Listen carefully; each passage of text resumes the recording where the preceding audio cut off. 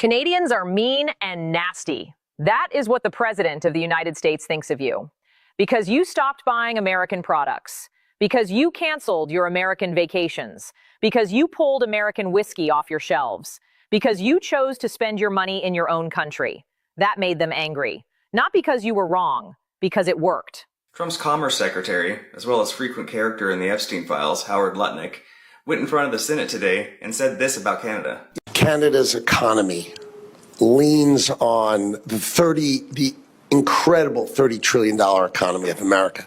But there's no doubt about that, Mr. Secretary. But insulting our closest ally and neighbor who provides a lot of business. We have a lot of businesses in New Hampshire, small businesses who work on both sides of the border. We have all those Canadian visitors who are not coming because of your comments and comments by the administration. How does that help our economy? It is outrageous that Canada will not put U.S. spirits on the shelf. It is insulting. It is. And disrespectful to America that they won't Absolutely. even put... And my husband has an interest in a company that has American spirits. And they won't do it because of the insults from this president and comments like yours. Look, the only reason Canada is boycotting U.S. spirits is because Trump randomly placed tariffs on Canada out of nowhere. Also, it's not a secret Trump's been trying to bully Canada into becoming the 51st state. Canada did not start this one. Trump did. Obviously, everyone knows it. He basically said Canada owes its existence to the United States. That was hugely disrespectful. And you now understand why Canadians have stopped buying American products like bourbon, why they stopped going to tourist destinations like Las Vegas. Every state can tell you how much their economy is losing because of those comments. But I think about the speech both in terms of how detached it was from what's going on in the United States. He claimed that inflation was under control, that our economy was doing great. So that is not understanding or acknowledging the financial insecurity of our families. But then he makes our country less secure based on calling into question global alliances that the rest of the world needs to believe that we are 100% committed to. Did you know that we are being boycotted by the entire world for tourism? We lost approximately $21 billion just in 2025 in tourism. Now I want you to multiply that by 4. Let me put some perspective on that. Our largest group of visitors are Canadians. They spend $20 billion every single year.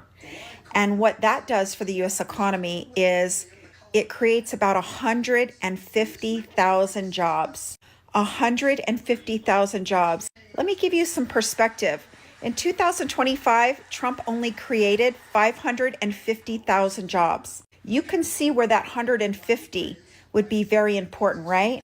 Well, in 2024, Biden created 2.1 million. So we need jobs in the U.S. that we're not going to have because of Canadians, other countries boycotting us, and Trump. That 150,000 jobs, also, the rest of the economy was stimulated by hundreds of thousands of jobs more. Specifically, Las Vegas, their number one industry is tourism. If you do not think that a tourism boycott is going to be catastrophic to the USA, you are not paying attention. Have you canceled your trip here? Many are saying the World Cup is going to be an absolute disaster. That would have brought us extra revenue, which would have attributed to extra jobs. We are desperate for job creation in this country, and it's not going to happen. Hi, my name's Christina. I have a master's degree in business. Drop a comment and follow for more. Yeah, I don't know what Trump said or did to Canadians, but they don't like him, and they don't like America for that matter. MAGA, not America. They don't like MAGA. As you can see, some Canadians said they won't shop here. They're not going to buy American products in Canada. They're not going to do business with Americans or come to America to do business. So basically, cutting off America altogether. All these Canadians responded back to me, and it's crazy that we've alienated our neighbor to the north that we've had good relations with for years, for decades, for no reason now, just because DJT wants to tax and tariff and scare and tactics, and it's ridiculous how we've alienated ourselves from the rest of the world.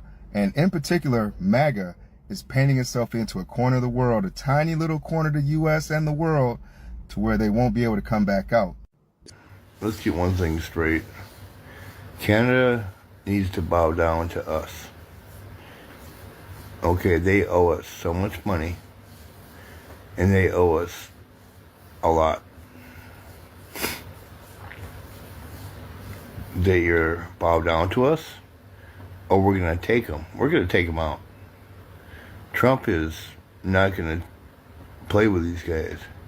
We give them a chance to become the 51st state. They refused it.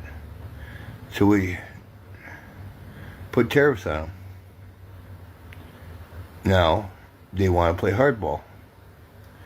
The next hardball is a good nuke right there to Ontario. Think about it, Canada. Join us or perish. Based on the comments of that last video, it sounds like a lot of Canadians are still boycotting American products, companies, and are supporting local Canadian-made as much as they can, wherever they can.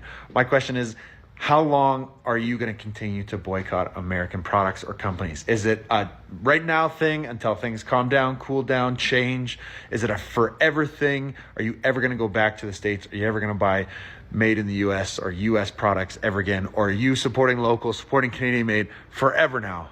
Canada not wanting to do business with the United States has ramifications that a lot of Americans just don't get. First off, the fact that one of our closest allies doesn't want to do business with us anymore signifies to the rest of the world that our credibility is low. We have alienated one of our closest allies, somebody who has fought for us, defended us, and has stepped into major conflicts to support us. That's number one. So that's an issue. The other large issue is the fact that Canada has been importing our products for decades. And in 2023, they took over $277 billion worth of our products and imported it into their country. 2024 is looking like it's going to be about $322 billion, but those numbers haven't been finalized yet. However, the main point is this. Who's going to buy all of that product that now Canada wants to boycott? Because as we've already seen, they're taking our stuff off the shelves. And a lot of people that have commented on my post have actually says, I look for... You know, it's hysterical, the MAGA response to Canadians boycotting American products and canceling their trips to the United States. Well, we're not going to buy Canadian products. Honey, that's going to be hard because you can't even identify Canada on a map, let alone Canadian-made products, so good luck with that. I thank Donald Trump for the boycott that we're currently receiving in the United States from Canadians. I know most of you may not be feeling this or may not see it yet, completely unaware because you don't see it in your daily life. But just let me tell you this. I had a couple of riders this week, both from Toronto. Both are coming down to see family. One had a newborn baby in the family, and the trip had been scheduled for a while. And the other had a sick family member that they needed to come see. And they both told me basically these stories.